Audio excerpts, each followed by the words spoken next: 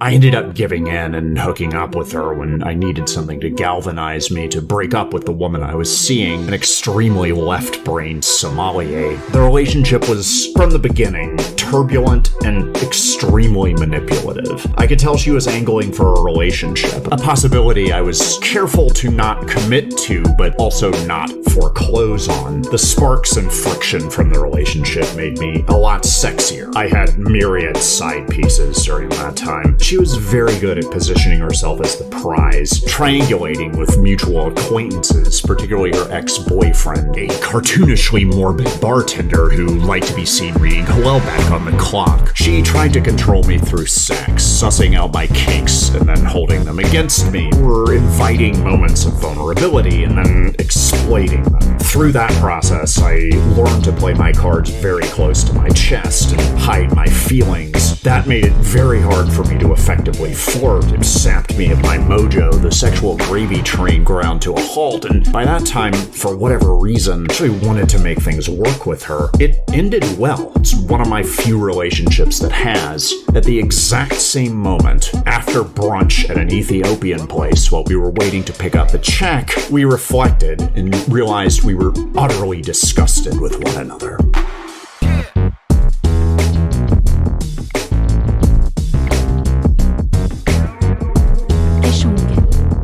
Los Angeles 1630 AM KeshongRadio.org Emerson Dameron as Medicated Minute Medicated-minute.com Levity Saves Lives.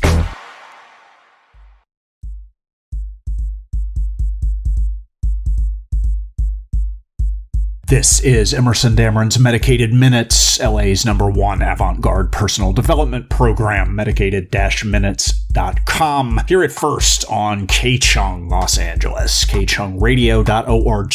I am Emerson Dameron, the host, producer, writer, witty and wounded romantic hero. Tonight, we have a special treat, a Valentine's Day treat, because love is in the air and the water supply. Sex drugs pumping through our bloodstreams, ardent passion in our hearts and loins. Sometimes both, sometimes one or the other, and sometimes it's all in our minds. And we're going to celebrate tonight with a night of bite-sized erotic thrillers. Some of them have companion videos. If you dig this stuff and you want to dig into it, you can follow me on YouTube or Instagram at Emerson Dameron. Meanwhile, a night of bite-sized erotic thrillers, a special presentation of Emerson Dameron's Medicated Minutes and K-Chung. Take it and like it.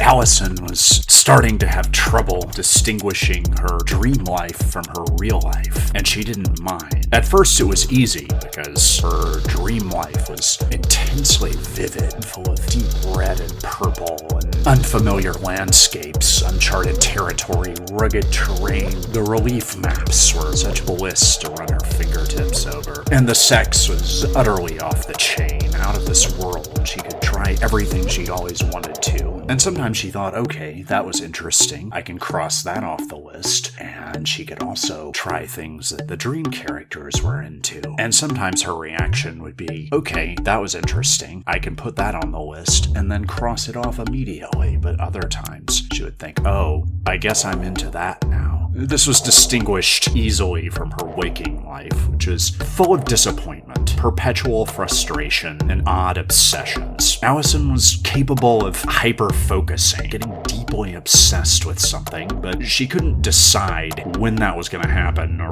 what it was going to be. She cycled through odd obsessions: the Arizona Cardinals, the 1992 U.S. presidential election, box fans, dong shots. She collected those for chat rooms, strictly academic interests than anything else. None of it really satisfied. She always felt as though she was missing out on life, and her dreams were where the action was. So she got good at dream incubation. She studied lucid dreaming and practiced it. She was able to get invested in this until she got distracted by a new obsession with Blue Jays, or blueberry morning cereal, or why there's a demand for blue food. But it did work. Her dreams got more vivid, more intense, and she was able to occasionally make requests. When she ran into an interesting dream character, she would ask them, "Do you have a gift for me?" Many times they would. Her favorite dream character was Bohai, the man with the blurry face and the intense presence to make up for it. Bohai's gift was ravishing her sexually and then stimulating her with brilliant banter and his big idea. Along with his strong presence, Bohai was serious intellectual. It didn't stop him from being playful, as if he understood that big ideas were of no service to him unless he could get out of his own way and act on things that he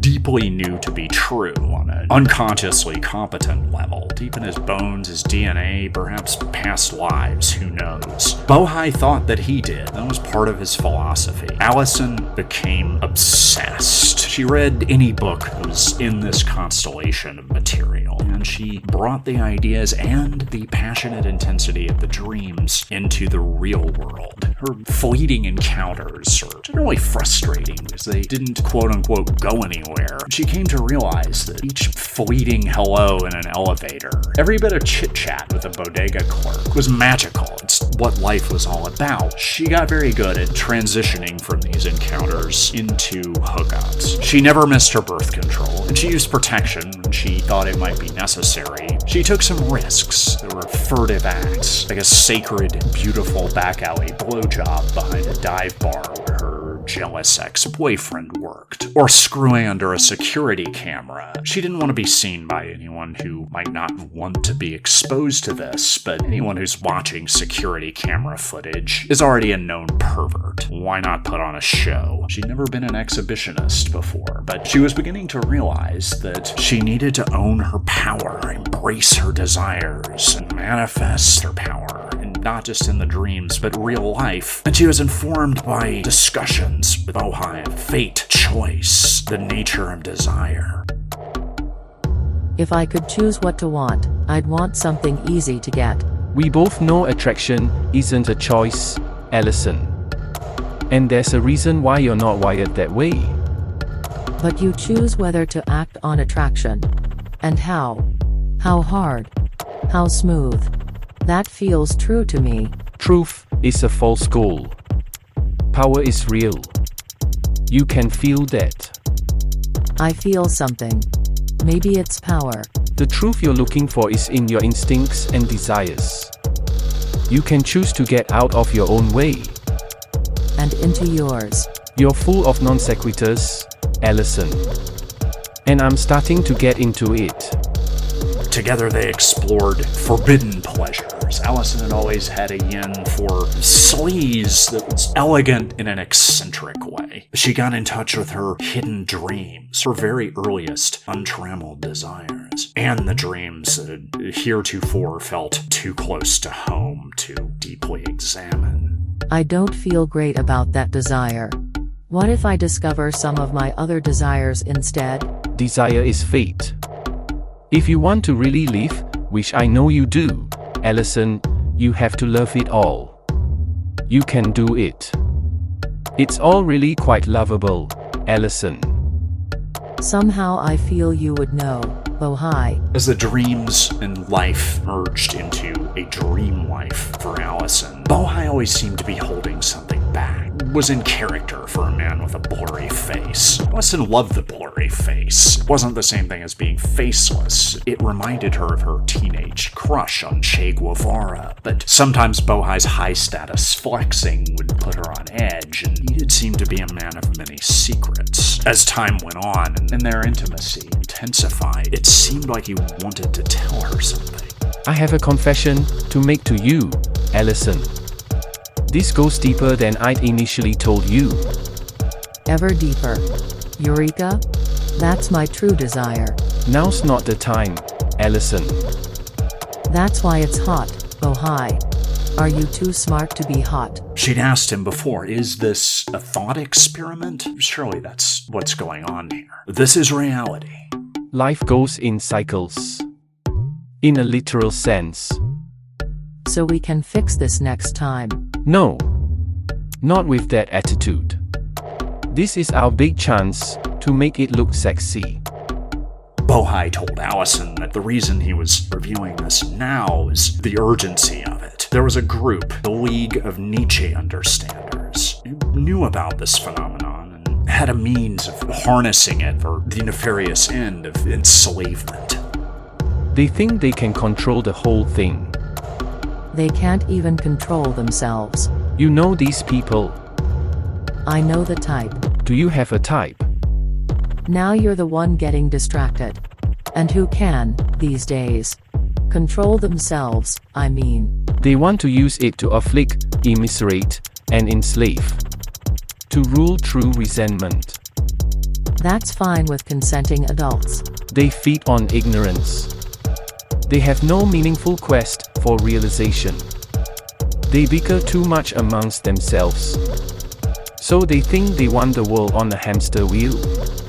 Allison and Bohai went to battle with the League of Nietzsche Understanders. It required Allison to overcome some of her age-old shame, including her aversion to public speaking. She found herself in a position where she could rally an army to fight the Nietzsche Understanders. But that meant being ostentatious, obnoxious, or bad. Where did that come from? Allison and Bohai began to fashion their own morality, which came to great use as they did battle with the League of Nietzsche Understanders. These monsters, these zombies, who wanted to keep their fellow travelers under their boot heels. They wouldn't be fellow travelers anymore. They would be left behind. They would be subverting the quest for self-realization of others. In the eternal recurrence, life is a perpetual struggle, as it should be. If it weren't, it would be meaningless. That is our hedge against nihilism. Allison had often found herself sucked into nihilism. The pull got even stronger as she fought the Nietzsche Understanders, because she didn't understand what's the end game here. How does this work out? The nature of the battle is thus. It's an infinite game. You fight monsters without becoming one. And as soon as she figured that out,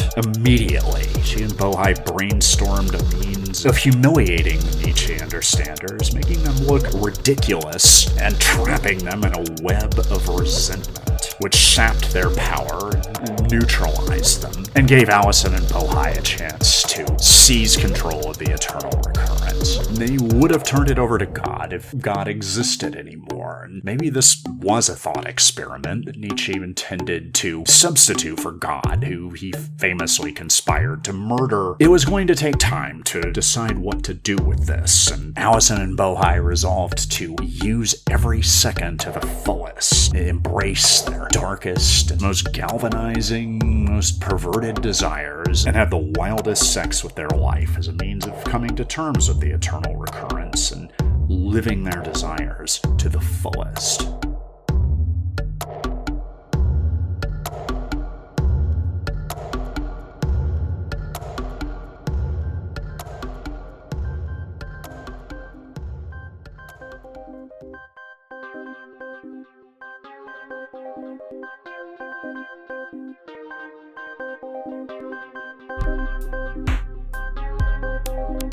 My definition of success is doing what I want, when I want, with whom I want, most importantly, how I want.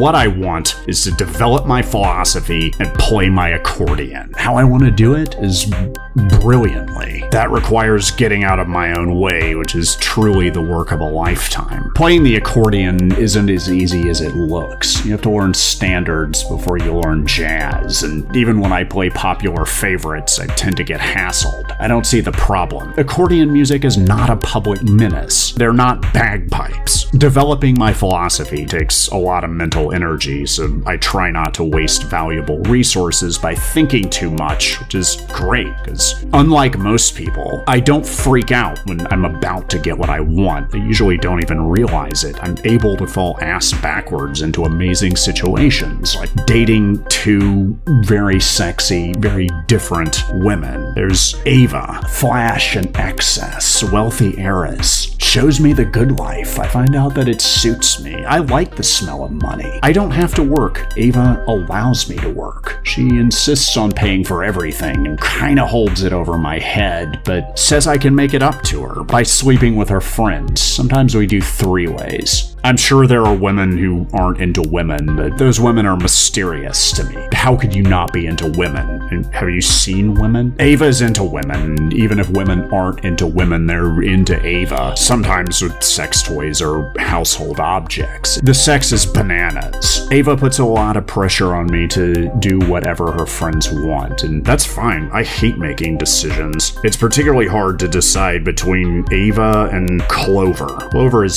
sexy as hell. She's fun. She's pure positive energy. The sex is really good because that's what she channels her genius into. In her real life, she's not that smart. She will remind you of that constantly, often in those words. Her other catchphrase is no thoughts, just vibes. Clover is bubbly, vivacious. She's a great influence. We have great sex. It's like dancing. One partner leads and the other leads, and you don't know who's leading. You just know what to do. It's just happening. And she's told me that she might be falling in love with me. She doesn't know. She'll have to think about it a bit longer. I would love to fall in love with Clover. She's exactly the sort of person I love to spend time with, and I'm comfortable with her in a way that I'm not comfortable with Ava. There's a mysterious layer of weirdness there that I can't quite articulate what it is, and I think it might just be my insecurities, so I haven't brought it up. And I love money. I love being rich. I never thought it would happen. It mainly happens to people who are born into money, and something in me knows that I don't belong in this world of glamour and really good cocaine, obscenely overpriced alcohol, and insane sex from people who are used to getting everything they want to the point where what they want is completely perverse. Forget about mimetic desire. They're bored to death of the things that they used to want. What I eventually discover is something that seems really obvious now that I know I'm a charming rogue and a pimp at heart. I think I was a player in a past life, but I'm getting played in this one, and I'm getting pimped out by Ava. I really should have figured that out earlier. I'm in pretty deep now. I don't know who to trust. My philosophy is falling apart, but contingencies are not connecting like they used to. I don't know which way is up, and I'm so dizzy from all of this crazy sex that it doesn't really matter. There's no past, no future. I've always been doing this. I always will be doing this. I don't want to do this anymore. I don't like this. It doesn't feel good. I don't know anything anymore, but I am learning that I know too much. I've committed a lot of crimes, and I didn't know what I was doing, but nobody's gonna believe me when I tell them that. I'm really freaking out, and Clover can feel it. She's highly intuitive, and sex is where people hide things. We have a lot of sex. She's gonna pick up on it. Eventually, I get tired of lying. It happens around the time that my fabric of lies unravels, and I'm fully exposed. Clover says I get points for honesty. She's mad as hell, but she's not gonna leave, although she could, and it creates the first bad vibes that we've experienced. Well, that's not true. We had a couple of spats, and then had really rough sex. We briefly hated each other, and so we were able to bang like we hated each other, which, if you've never tried it, find someone you hate and have sex with them, or start hating someone you're having sex with. You really don't want to miss out on this. It creates a lot of conflict and confusion and angst. Clover tells me that it particularly gets to her. It makes her really, really mad that I was willing to commit crimes for Ava, and in short order, I'm committing crimes for Clover, pretty much whatever she wants. She could hold this over my head. She could rat me out to the FBI if she wanted to. I have a lot of weird experiences that I'm not ready to talk about, and I experience something weird, deeply uncomfortable, terrifying. Personal growth. It's not easy, but I'm learning to be myself. I'm learning to be into myself. I wish I knew this back when I wasn't extremely paranoid and unwilling to trust anyone, because I really shouldn't. I have a lot of exposure, and I'm feeling really jittery right now. Most people are incredibly selfish, cynical, will stab you in the back for fun, and despise weakness in others and punish it. There awful. I'm not into intimacy anymore. I wish I were, because I'm deeply in love with Clover now. And I'm starting to get so paranoid that I'm oblivious to the fact that Clover is a double agent for another dimension. She's using me to turn people against each other, which is what you want to do before you come in and conquer them. I don't know when that's going to happen. They have a lot of information. I'm not optimistic about the next 5 years, and I've found that closure doesn't really exist, but human nature does. Nothing happens by itself. You're free to choose your own destiny, especially if you don't think you are. The fact that you're thinking about it at all means that you know that you are. You are free. You have no idea how powerful and sexy you are. And if you're a man who wants to be kept, I'm still on speaking terms with Ava. It's still an open wound. I have a lot of resentment. We don't really hang out, but we text about stuff that only the two of us care about, and she lets me know when she has openings. Hit me up.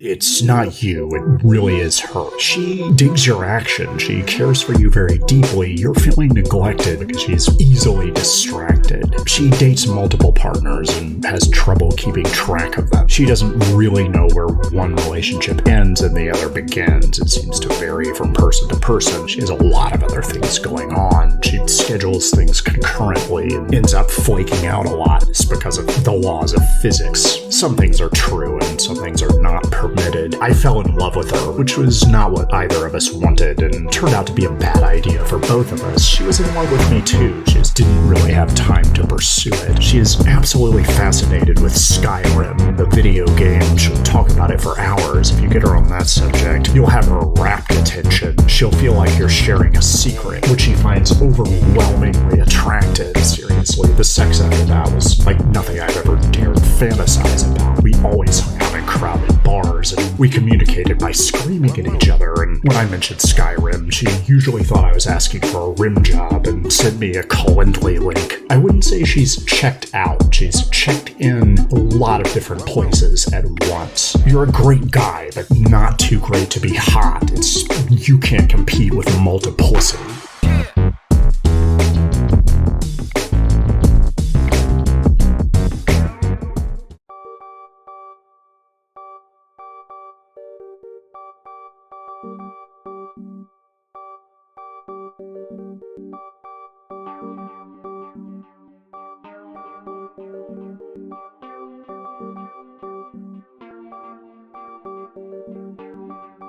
I was feeling lonely, desensitized, dislocated, metaphorically and literally as well. I'd moved to a small town, which I will not identify. It wasn't in the middle of nowhere. It was closer to the edges of nowhere. I didn't know anyone, and that was good. I've said in the past that I get into very intense relationships because I'm bad at picking up signals, and that I like love bombing because it's one of the only ways to get through to me. Unfortunately, that's kidding on the square, meaning telling a joke that is also a statement of fact. It was not long before all of my relationships have been dangerously intense. Yes, I realize that I am the common denominator in these. It's my problem. I'm working on myself, and by working on myself, I mean I'm practicing yoga so that eventually I can perform autofellatio, and then I will be happier than I ever imagined possible. I'm not quite there yet. I didn't get there in time to avoid running into Kelly at a local bar. And I looked in her eyes and I told her that she had beautiful eyes, and she looked deeply back into mine and made an off-colored. That was the beginning of an explosive relationship, metaphorically and literally. The love bombing commenced immediately. I received daily text messages. When I didn't respond, they became more and more frantic. I received art objects under the windshield wiper of my car. I was basically kidnapped several times and taken to a local truck truck stop in the middle of the night, Kelly's hangout,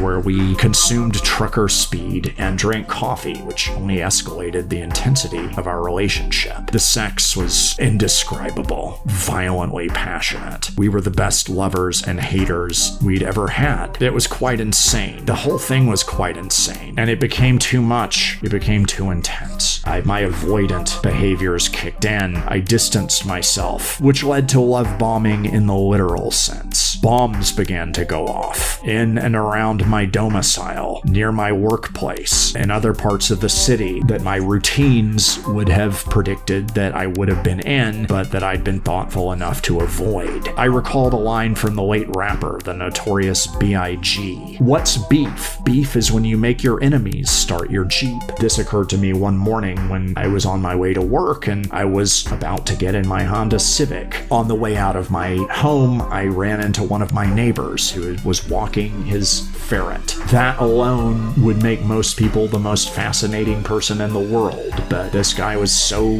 obsequious and eager to please that even I found it disgusting. On an impulse, I asked him to get in my Honda Civic and turn the keys and fire it up because he wanted to be my friend so bad, because he wanted to impress me or anyone so badly. He complied. The car exploded, starting a car fire that consumed 5 other vehicles. It was obviously Kelly's handiwork. She was a bomber by nature from a long line of bombers. She created literal bombs as well as metaphorical bombs. She wrote and produced one-act plays that were all about me, that were not particularly flattering or extremely flattering when things were going well and the sex was the bomb. All of the plays bombed. When we broke up, I was subject to bombs. When we had makeup sex, it was the bomb. When we had breakup sex, it was the bomb. Then we broke up again, and the bombs went off. Most of them did go off. A few of them were diffused by the local bomb squad, which consisted of one person, Bomb Squad Julie. Again, this was a small town. Julie wore her hair in a buzz cut and was all business, somewhat gruff. She didn't seem to like me very much at first, which was kind of a relief after all this. But we got to know each other very well, including details of our lives. She got to know the most embarrassing detail of my life, which was my on-again, off-again relationship with a woman who was in the habit of trying to blow me up, and often accidentally blowing up people close to me. I was learning not to care about anyone, because as soon as I invested in a friendship or tried to start an escape pod relationship, I would lose that person in a bombing, almost inevitably. You could set your watch by it, or a timer on a bomb. Bomb Squad Julie got to know all about this. Much as I was teaching myself to be desensitized, she was of a cynical bent, and we bonded over that. And one day, after she was done defusing a bomb, she wiped the sweat from her brow and took off her glasses. I looked directly into her eyes, piercing green eyes. I said, "You have the most beautiful eyes I've ever seen. You have eclipsed the woman that's been trying to blow me up, the previous record holder for beautiful eyes. And now I'm not interested in her anymore. I'm interested in you, the new queen of eyes." We had incredible sex at that point. Green eyes are associated with a high tolerance for pain. It was so good that we did not hear the airplane. We didn't notice the falling bombs. The explosions were of a piece with the explosive sex that we were having. I provided her with cascading orgasms. I came inside of her because why not?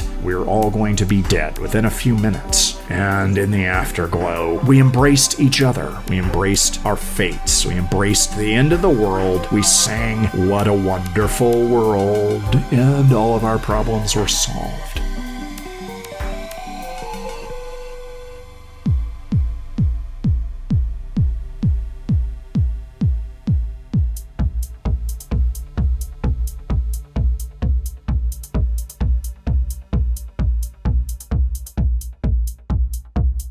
The first thing I noticed was she looks damn cute when she's confused. She showed up alone, looked around, and eventually joined a group. I don't drink. It's something I wasn't good at. What I've gotten better at is hanging out. I can hang out in bars, I can show up early, drink ginger ale. I can be curious, patient, present. If I hang out long enough, all kinds of things will happen. One of them is sex. When I first tried out, I hated hanging out in bars, but this is a place where women come to be swept off their feet. Yes, she loves dancing, music, watery domestic. She also loves sex. She'd have a lot more of it if you didn't keep making it weird for her. She doesn't want to work for it, and she doesn't want to see you work for it. Like a graphic designer or a creator deity, your game has to be so tight she can't see you running it. I invited myself to sit down with the group. Any initial awkwardness dissolved pretty much immediately in the potent haze of my sparkling repartee. I steered the conversation towards sex, framing it as not a big deal. It's not something to get uptight about. It's not something to get excited about. It's something that grown-ups do for pleasure, for catharsis. There's nothing better to do, which often there isn't. I wanted to convey that this is not a one-night stand. We are going to be having sex tonight. I telegraphed a lack of callousness by charming and befriending everyone else in the group, and generally giving the impression that we were now friendly acquaintances, if not friends, and she could definitely expect to see me again after the night wrapped up, as we were both increasingly anticipating it would. I gave it a lot of time. I let her talk about herself. It wasn't a job interview, but I sussed out logistics. How did you get here? In a car by herself. When do you have to get up tomorrow? I have the day off. I'm having such a great time with you. I don't want the night to end, but could you give me a ride home? Could you come upstairs? Push, pull. Get sexual, physical, then pull back. Get curious again. Make her feel special, because she is special. Who isn't these days? We have great sex. She wants to sleep over, which is cool. We text back and forth the next day, confirming that we both had a great time. We haven't seen each other since. We've talked about it. Logistics in LA. She seems to have a boyfriend, so I assume we're cool. She's on my good side. I assume I'm on her good side. If I ceased to be on her good side, I wouldn't know unless she blocked me on everything, and I might not notice that for a while. We're not close. I wouldn't say we're friends. I guess that depends on the fluctuating exchange rate in my life for the term friend.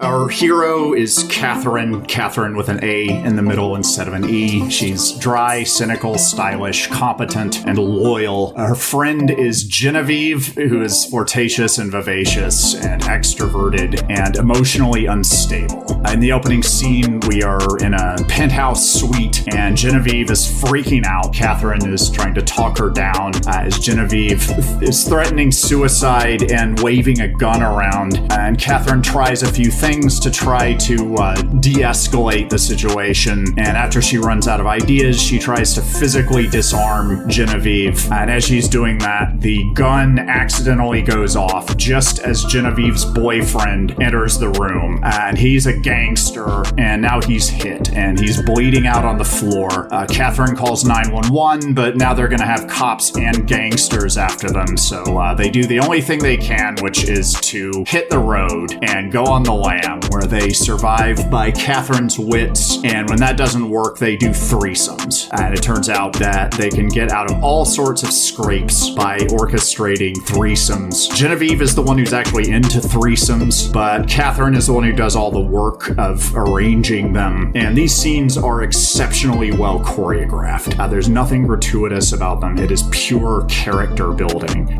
What we learn about Catherine through these scenes, just as expressed through sort of interpretive dance, is that her outer need is to save her friend, but her inner need is to free her own soul and find out who she is. And she doesn't have much time because the clock is ticking. They're being trailed by a very cerebral Mulder and Scully duo of detectives. They're arch nemesis because the detectives are both asexual. Eventually, Catherine and Genevieve run into Bill, who's a rich older guy, dominates Genevieve in a kink scene. And when he does this, it gives her an orgasm, which gives her focus and mental clarity, which she's never had before. She was always scatterbrained and unpredictable, and now she can focus. And this allows them to outwit the detectives and escape on Bill's yacht. But before they get into international waters, they see police boats and helicopters overhead, and they figure the game is up. They have to tell Bill what's going on. But what they don't know is that Bill is also a gangster himself and is at a much higher level. He has now the FBI and Interpol and an international consortium of mafias closing in on him. And Genevieve and Catherine are hiding below deck. It's been a few hours since Genevieve had one of her Adderall orgasms, and she's freaking out, and she threatens suicide again. And Catherine has had it and comes up with a plan. They escape by faking their own deaths. In the final scene, we see the two of them in a shoebox efficiency apartment, and we hear a married couple next door yelling at each other in Russian through the wall. Genevieve and Catherine are in a double bed together in fetal position, facing away from each other in opposite directions, and between them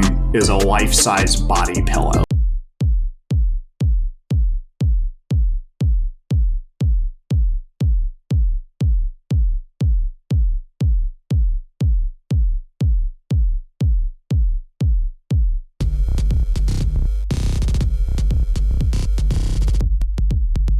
I'm haunted by my past, and I'm starting to like it. Hanging threads from my history have come to tie me down, tie me up. Saffron, my greatest friend, my inconsistent but highly enthusiastic lover, and my pen pal of many years until her untimely death, suicide by disappearance. She has come back, in a sense. She is now present in her absence. I feel her presence. It seeps into every area of my life. And as one part of one's life encroaches into other areas, that can mean that one has a problem. Every fascination is a bit of an obsession. So is every addiction. It can be very hard to tell the difference, as it depends on where you think it's going. And I don't know, because Saffron has returned. We communicate through signs, symbols, metaphors, ambiance, poetry, and paradox. She is present in her absence, and she has returned with secrets.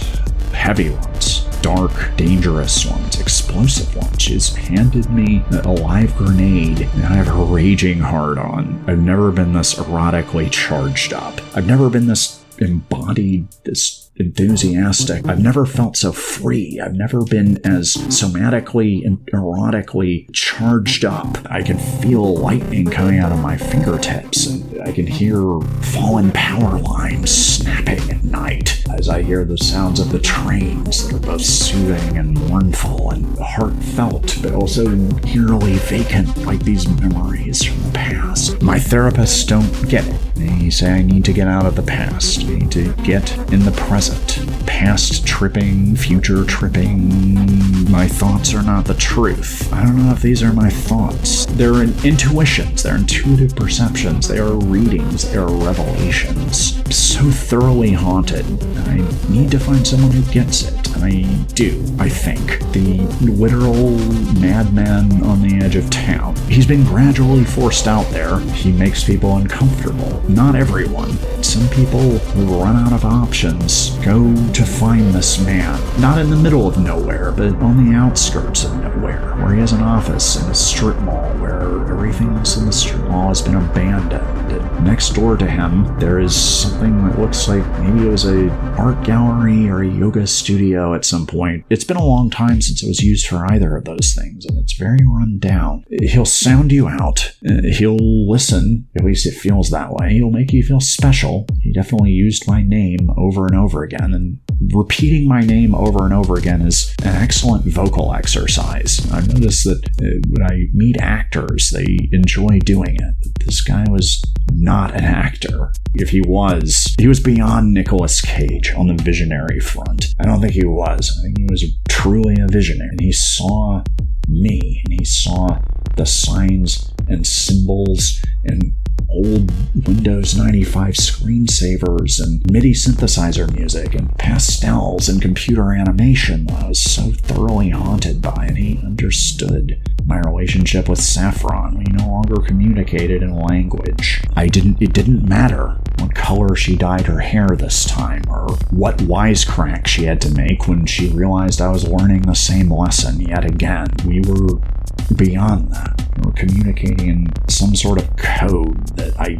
understood intuitively, but not actively, not in such a way that I could explain it or teach it or really make sense of it or escape from it. Couldn't make maps or figure out strategies to make sense of this thing. It was beyond names and forms and time and space, and it combined pleasure and peril. And the madman shaman on the edge of town suggested that I smoke the venom of Bufo alvarius, the Colorado River toad, which sweeps 10 months out of the year, and the other months is sometimes harvested for its venom, which in some causes wild hallucinations, but in others there are no visuals.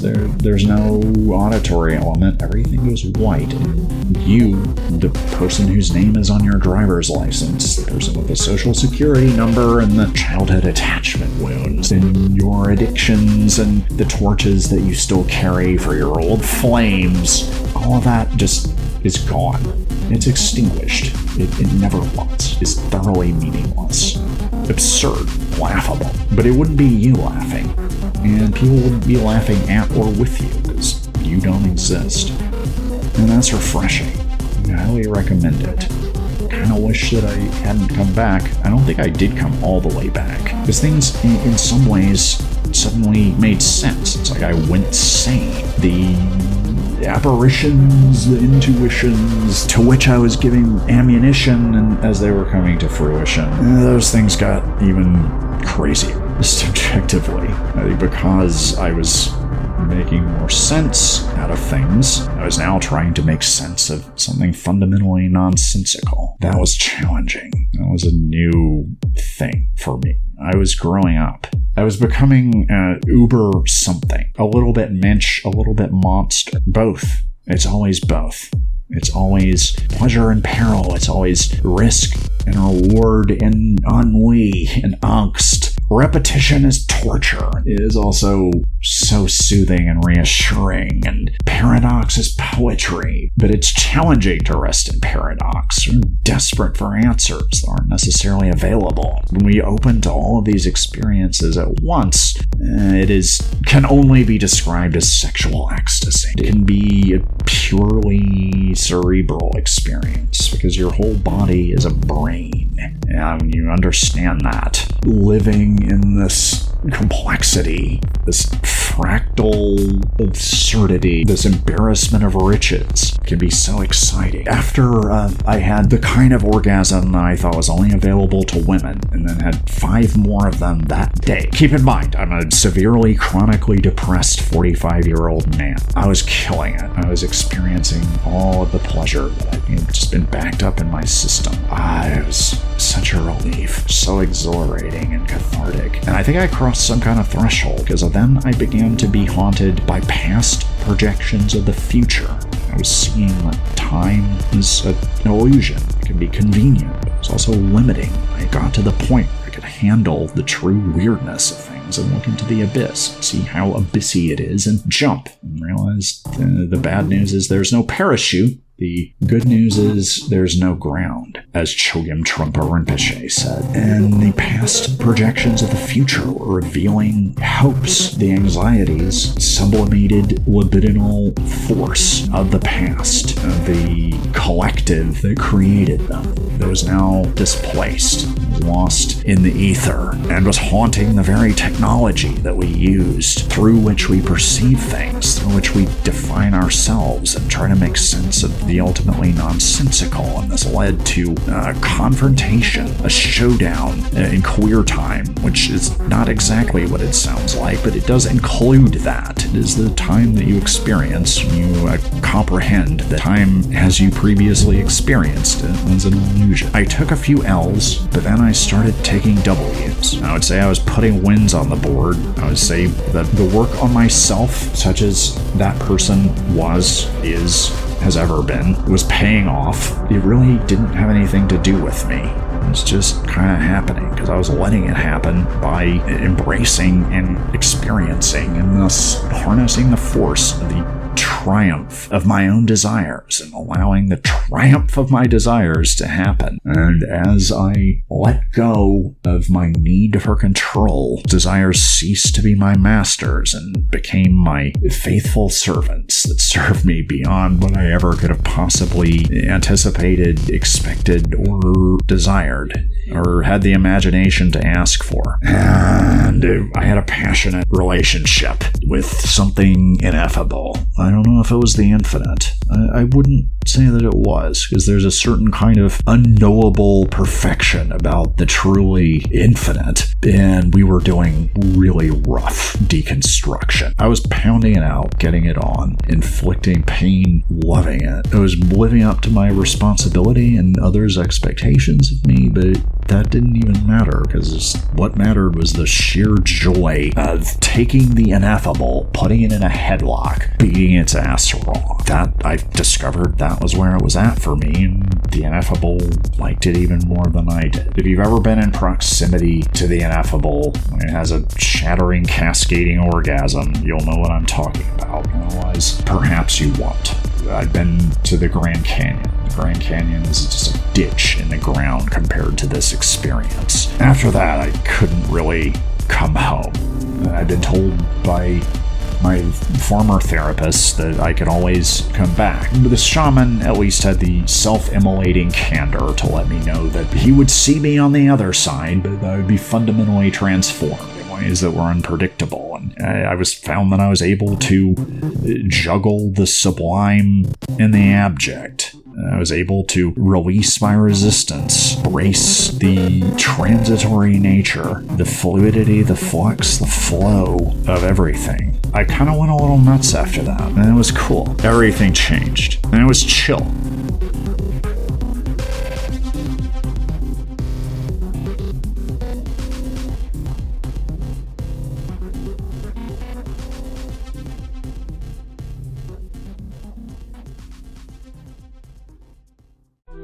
Our shared hobby was people watching. We'd go out, sit at the bar, and make up stories about all of the characters that we saw, their relationships with each other, their peccadillos, and their dark secrets. Speculative gossip, you might call it. Then we would try to let each other win at pool, which would drag the game out for hours, go to her place or my place, and all the tension would cause an explosion of chemistry. We also had good biting banter, as long as we didn't touch on ourselves, each other, or our budding relationship. We both sensed that the less we knew, the hotter the sex was going to be. One early morning, after I'd stayed over at her place and was on my way out the door to work, I said, "I know your secret." It was a joke. She went into a panic. "What do you know about me?" she demanded. I asked, "How do you know when you are really, truly, deeply in love?" She screamed at me. A lot of it was insulting, but it was so high school level, comparing me negatively to one of her friends who has better tastes in pop-up museums. It was too weird to take personally. She broke down in tears, and I gathered the rest of my belongings, knowing that we weren't going to see each other again on purpose.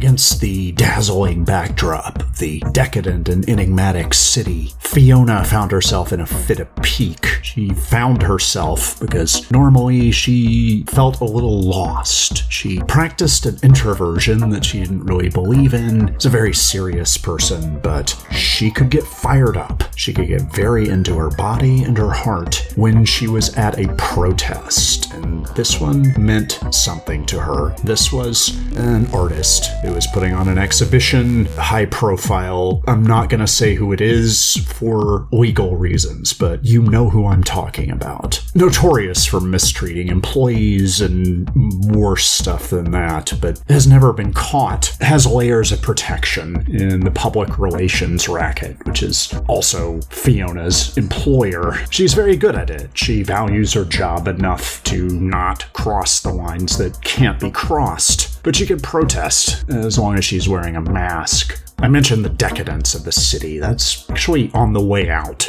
sort of. There was a long period of decadence, and now order is being reestablished. It's making the Dionysian to Apollonian conversion, but the Apollonians are fighting over who gets to make the rules. As Fiona was protesting, she was approached by a very intense, intimidating, very articulate and charming and surprisingly down-to-earth individual. He gave her his hypothesis that there's not much you can do. Her morality and the artist's morality are just fundamentally different, and he understands hers, and until she understands his, he's playing with a stacked deck. She was angry at first and argued back, mostly to defend her own ideas, but got curious about his as well. He invited Fiona to a salon going down the next evening. She had no idea what to expect, but felt compelled to dress up a little bit, mysteriously. A lot of black. She brought an eye mask just in case. Just had a weird feeling about this. A good feeling, but off the map of good feelings that she was used to having.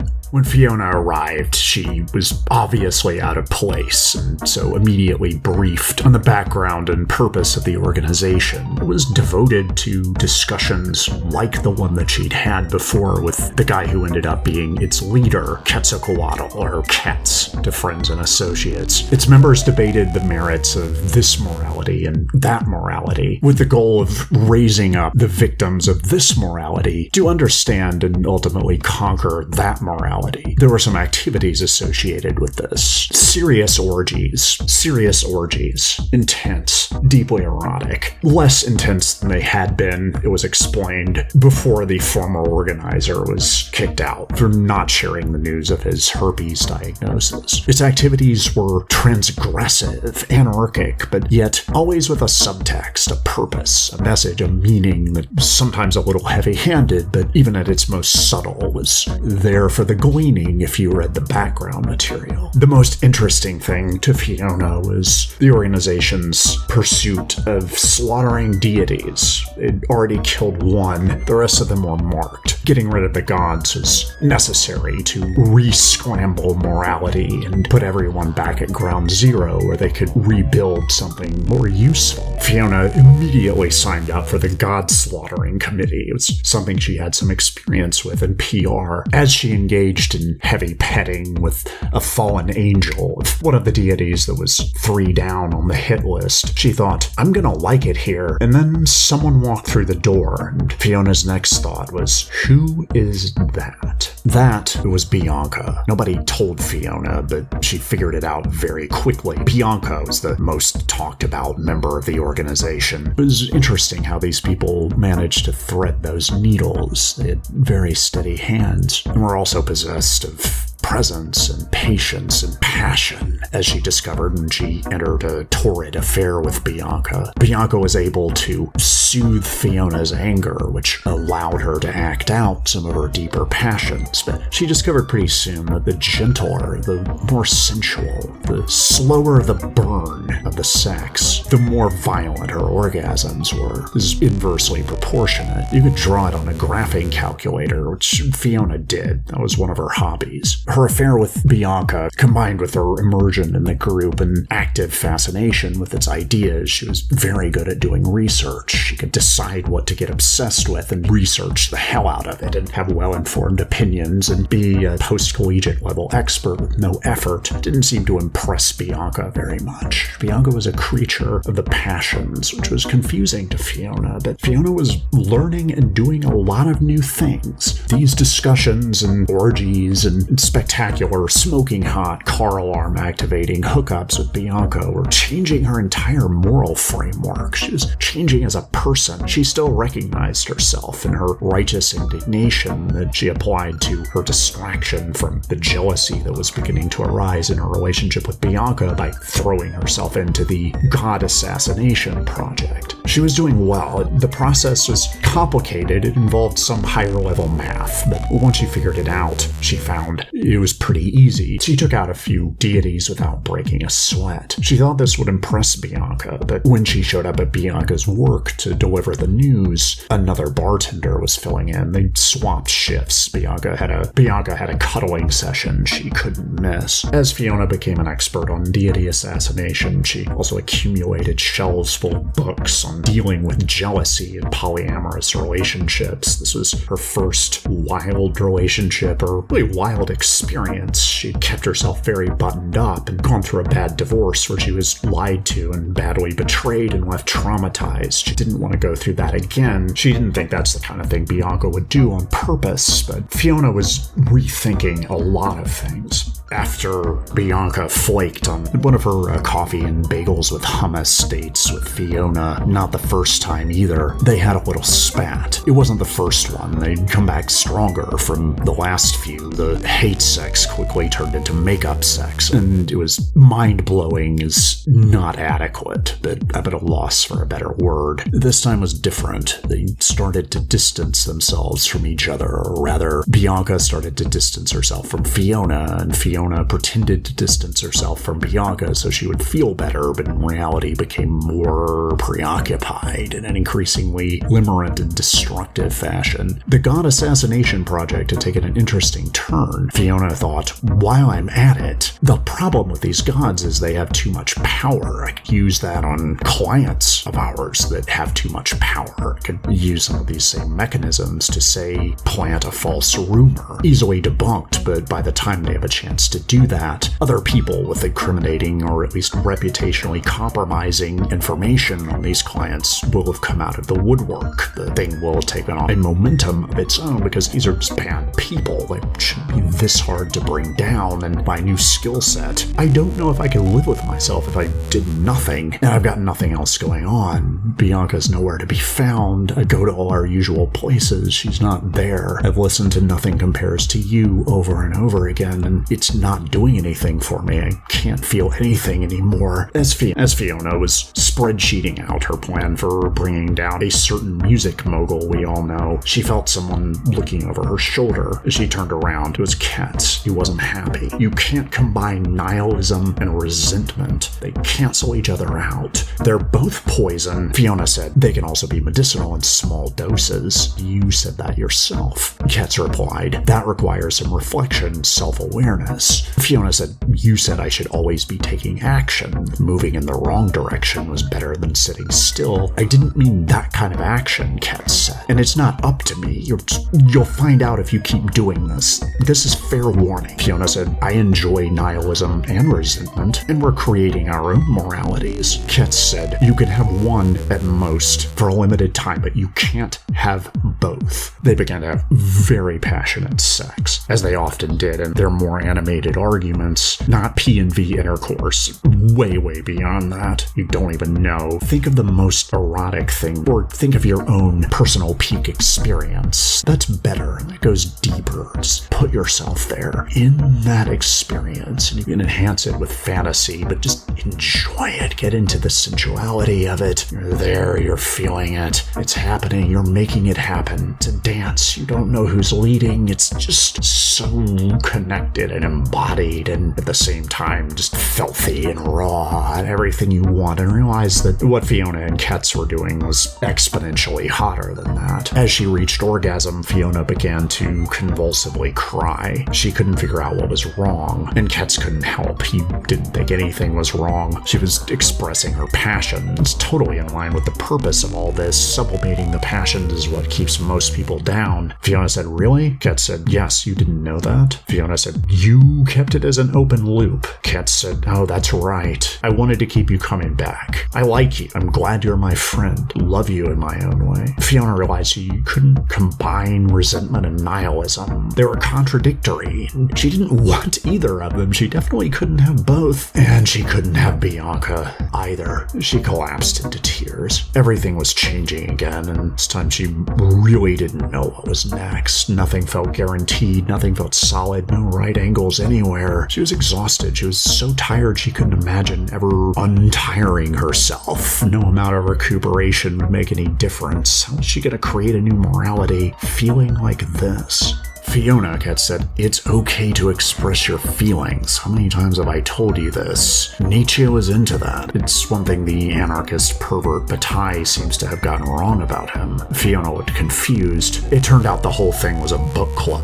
They were just discussing the philosophy of Friedrich Nietzsche and its application on building the new system, moral order that was going to govern the city. The deity assassination project was an interesting parlor trick, but the rumors that Fiona had planted about the clients of her PR firm were real. It caused real problems. Families and reputations were destroyed. After one suicide that was tied back to Fiona, she was fired and found herself unemployable in her industry or anywhere. She was applying for jobs at Trader Joe's and getting turned down, maybe just because of her sour disposition. She had a lot of resentment to work through. She felt like she'd been betrayed, although she realized that Bianca never owed her anything. There was no reasonable expectation that this thing was quote-unquote going somewhere. Fiona had a lot of work to do on herself. Ketz was able to get her a job, running a Nietzsche-themed addiction recovery center in Arizona. It was a small town that actually turned out to be pretty happening. A lot of refugees from Phoenix and even LA were setting up their outdoor art exhibits there. Fiona made herself at home. She found that the old resentments and frustrations and boiling ambient righteous indignation that she carried around before were what was making it hard for her to connect to people. And when she defenestrated those things, she found it was much easier, and many new avenues of pleasure opened up. She didn't have to seek out aggressively. She just naturally turned toward them like a flower turns toward the sun. It was remarkable. Just by living her life, she was starting to heal and connect and thrive. There was time enough to create a new morality that balanced her newfound love of freedom with a strong sense of ethics. Fiona had always been a frustrated artist, and she found that, in fact, her ideal artistic vehicle turned out to be sex. She was very good at this point.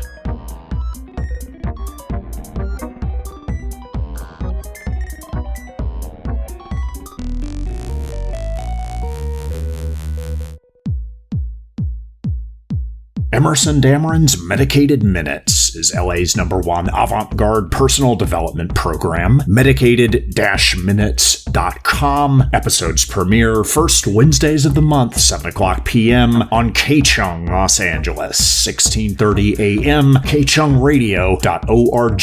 I am Emerson Dameron, the writer, producer, host at all for Emerson Dameron's Medicated Minutes. I love you personally. Levity saves lives.